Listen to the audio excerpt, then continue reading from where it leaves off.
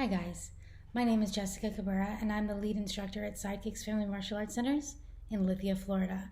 And I'm coming here to you today because I wanted to chat with you a little bit about how our philosophy on learning came to be developed at Sidekicks.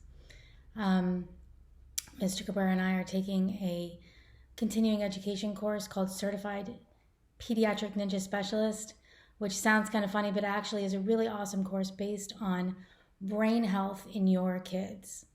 You see, back when martial arts was first adapted to teach children, most instructors were very much in the mindset that compliance needed to be gained through threats or negative consequences, like the drop and give me 50 push-ups method. And while, we're still big fans of push-ups and burpees, the classroom experience, when that was the only motivation that was provided, was usually pretty stressful, especially for kids that learned slower or kids that had a different learning style than the instructor did. So at Sidekicks, we've spent years now learning about brain health and how to create behavior through desire. And all that means is that we are trying to work our hardest to be the kinds of instructors that kids love to follow instead of the ones that are just, building compliance through push-ups and burpees and timeouts and negative consequences. So why is that a big deal? The big deal is because the more we started learning about brain development and brain health, the more it became clear to us that we needed to come up with a different way to appeal to kids and help kids learn and be the best versions of themselves. Because chronic stress is undeniably harmful for everybody's brain, but especially for your growing kids. So we're going to dive into some information that we shared with our team recently at our last Team Training Friday. I've come to you the last several Team Training Fridays and shared videos with you, but as you can see from the fact that I'm shooting this video in my house instead of my office at work, my Friday workday got away from me a little bit, so I'm going to share our Team Training Friday with you here on Monday. The first part of your kid's brain to develop is their amygdala. In self-defense training, we've actually been talking about this for years, and we call it the primitive brain or the downstairs brain, because basically it's two almond-shaped pieces of the brain that are in charge of your emotional processes and are also largely in charge of informing you if you are in danger or if you are in safety. According to author Adam Hamilton, who wrote the book called Unafraid, activation of the fear response in the amygdala can cause a whole, what he calls, cascade of physiological effects, such as a racing heart or rapid breathing, dry mouth, tense muscles, anxiety, dread, aggression, perspiration, even loss of peripheral vision or the ability to really comprehend things that you're hearing. If you have ever suffered from a panic attack, a lot of those symptoms are going to sound really familiar. It's the same idea. All of these things are primitive responses in our brains to help us avoid deadly consequences like a lion or a bear trying to eat us. Fight, flight, or freeze are words that you may have heard in association with this before. The problem is your kid's brain starts pumping out cortisol, which is one of the stress hormones, in response to all threats, bears or yelling adults that they're trying to make happy. Same chemical, same long-term effects.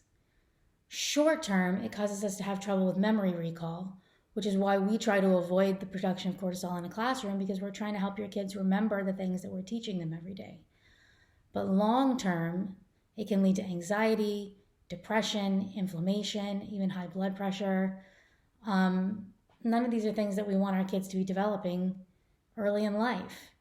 And then what's tougher is that your amygdala creates primitive and fast links, faster than rational thought actually occurs in your brain. So it creates these links between danger and all 5 of the senses, plus maybe it could be linked to a people or a place or a thing. I want you to think about if you've ever eaten a food that you enjoyed initially, but then got sick to your stomach afterward, and that food was never the same again, was it? That's the sort of link that I'm referring to. So you may have heard of an old experiment by a psychologist named Pavlov. In 1904, he began feeding dogs immediately after ringing a bell. Eventually, the dogs came to associate the sound of the bell ringing with food. So they would start salivating as soon as the bell sounded, even if the food wasn't present immediately as the bell sounded. That's the kind of quick and gut level connection that we're talking about when we're talking about amygdala connection. Ding, food's coming, or ding, there's danger. But in the case of Pavlov and his dogs, the bell ringing meant food. It was a great thing. So when I shared this information with our team, I asked them to imagine the smell of a hospital. The response was immediate and electric. Before they even had time to think, almost all of them had visibly shuddered. Some of them have even said things like, ugh, out loud, because hospitals are where traumatic or dramatic things happen and our amygdalas know it. That sense, that feeling of danger or trauma or drama is connected to that sense, that distinct hospital smell, and it creates a very fast and very strong link in our brains.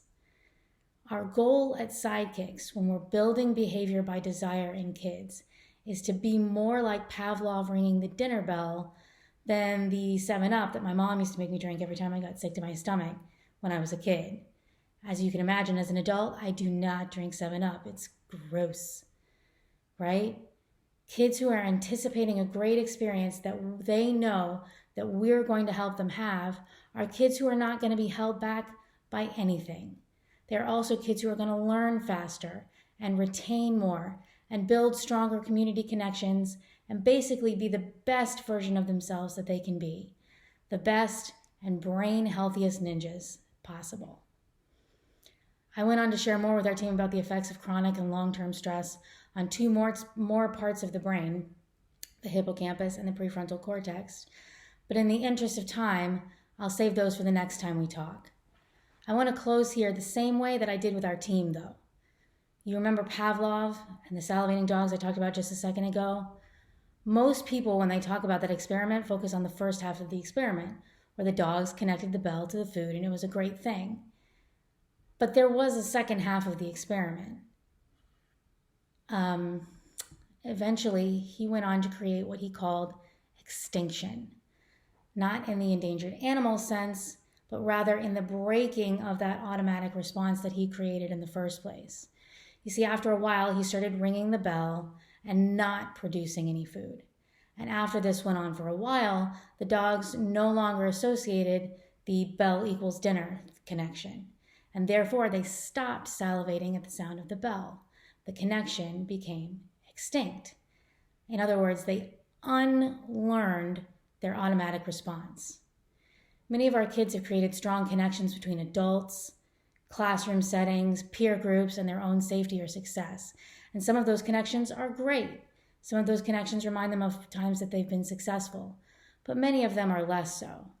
So friends, if we are truly dedicated to the mission to help kids be the very best versions of themselves, it's our job to build as many dinner bell connections as we can, but it's also our job to take hope in the fact that we are the team that can help cause the extinction of those old and toxic connections that are no longer serving our kids by replacing them with care and excellent brain-focused education and support. We are setting the goal daily of being the safe, predictable, and fun adults that are a life-changing support for the kids in our community. Thanks for sticking with us, and thank you as parents for committing to being that kind of support network for our kids. Have a powerful day.